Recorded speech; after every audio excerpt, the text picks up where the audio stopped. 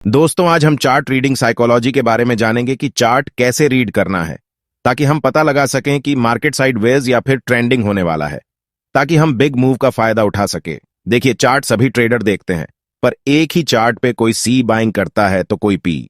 मान लीजिए मार्केट 230 दिन का ट्रेडिंग सेशन होता है।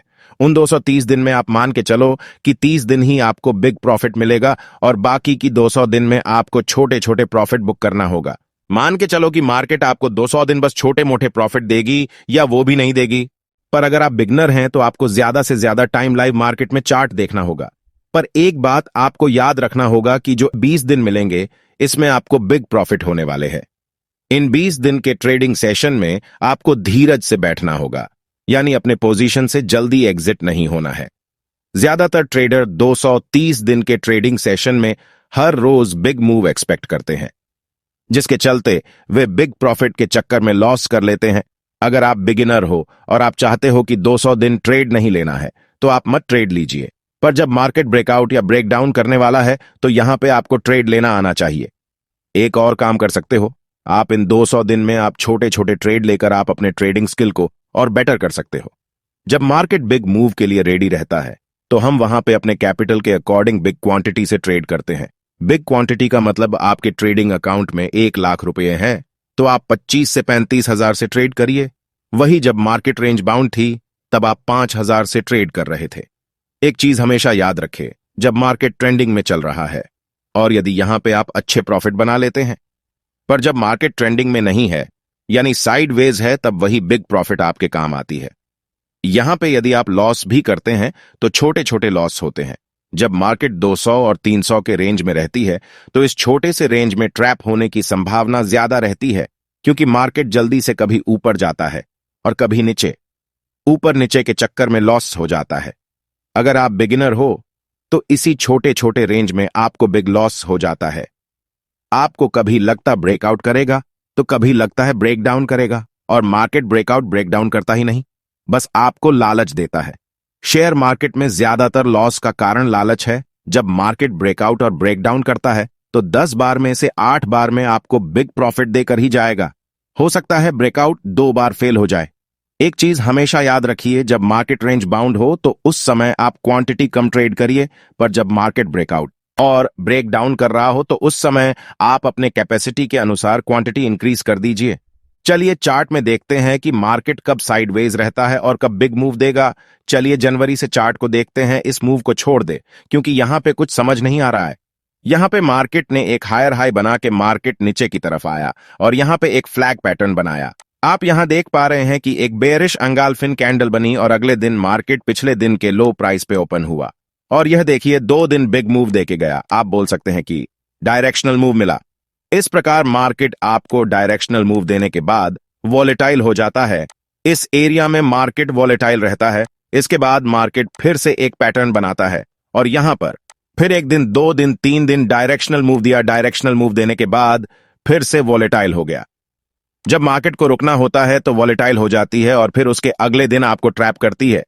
यहां पे ट्रैप करेगी जब तक पिछले लो और पिछले हाई को ब्रेक नहीं करता। यहां पर ऑप्शन बायर फंस जाते हैं और ऑप्शन सेलर पैसा बनाते हैं। अब यहां डेली चार्ट पर आपको अपनी क्वांटिटी कम करनी होगी। जब तक इस लेवल के ऊपर या नीचे नहीं निकलता, आप यहां पे अपनी क्वांटिटी कम रखकर ही ट्रेड लीजिए। यहां देखिए मार्केट आपको ट्रैप करेगी। यदि आप इंडेक्स के 60-70 पॉइंट को कैच करना जानते हैं तो ठीक है, नहीं तो मार्केट आपको ट्रैप करेगी। मार्केट ने यहां पे एक पैटर्न बनाया, फिर ब्रेकआउट किया।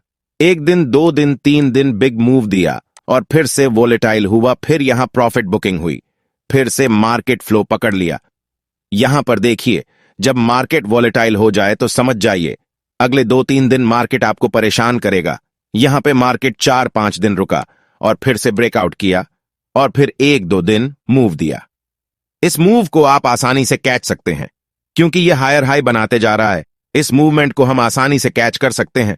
यहां पर देखिए मार्केट पूरा वॉलेटाइल हो गया। यहां पर मार्केट फिर से एक पैटर्न बनाया, फिर से 3-4 दिन मूव दिया। जब तक आप डेली चार्ट नहीं देखेंगे तब तक आपको बड़ा मूव पकड़ में नहीं आएगा। यहां पे लंबी कैंडल बनी, मार्केट फिर से वॉलेटाइल हो गया और मार्केट यहां पे धीरे धीरे मूव कर रहा है और जैसे ही इस पैटर्न को ब्रेक किया फिर से 1-2 दिन अच्छा मूव दिया। फिर से यहां पे कैंडल बनी और बेयरिश फ्लैग पैटर्न बना, और जैसे ही बेयरिश फ्लैग पैटर्न को ब्रेक किया, अच्छा मूव देकर गया। यह मूव लगभग 1000 पॉइंट का है और मार्केट फिर से वॉलेटाइल हो गया और रेंज में ट्रेड कर रहा है। यहां 6 महीने में लगभग 15 या 16 ट्रेडिंग सेशन में आपको बड़ा मूव मिलेंगे। इन बिग मूव में आप बिना डर के ट्रेड कर सकते हो और अच्छा पैसा बनेगा। मान लीजिए आपने 1 लाख कैपिटल पर 25 से 30 हजार लगाकर आपने 1 लाख का प्रॉफिट बनाया।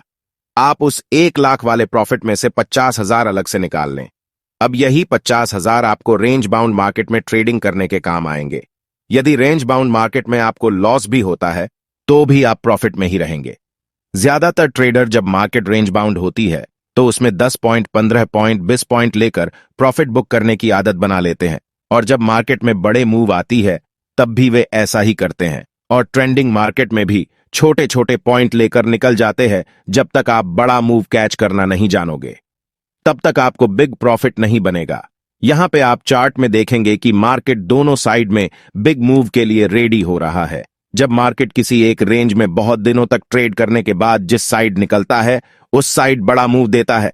इन बड़े मूव में आप जल्दी से पोजीशन बुक मत करो, बिग प्रॉफिट के लिए वेट करो। यहां पे देखिए लास्ट डे के हाई और लो के बीच ट्रेड कर रहा था। यहां पे आप अपने ट्रेडिंग लॉट को कम रखिए। एक चीज याद रखिए, जब आप छोटे छोटे पॉइंट में प्रॉफिट बुक करने की आदत डाल लेते हैं तो जब मार्केट ट्रेंडिंग भी होता है यानी ब्रेकआउट करता है तो आप वहां भी छोटे छोटे पॉइंट लेकर निकल जाते हो। एक चीज हमेशा याद रखिए, चार्ट हमेशा बड़े टाइम फ्रेम में भी देखिए। इससे आपको पता चलेगा कि मार्केट ब्रेक डाउन देने वाला है या नहीं। दोस्तों, इस प्रकार आप चार्ट को रीड करने का प्रैक्टिस करिए। दोस्तों, यह वीडियो आपको कैसा लगा कमेंट बॉक्स में कमेंट जरूर करिए। मिलते हैं नेक्स्ट वीडियो में, तब तक के लिए गुड बाय।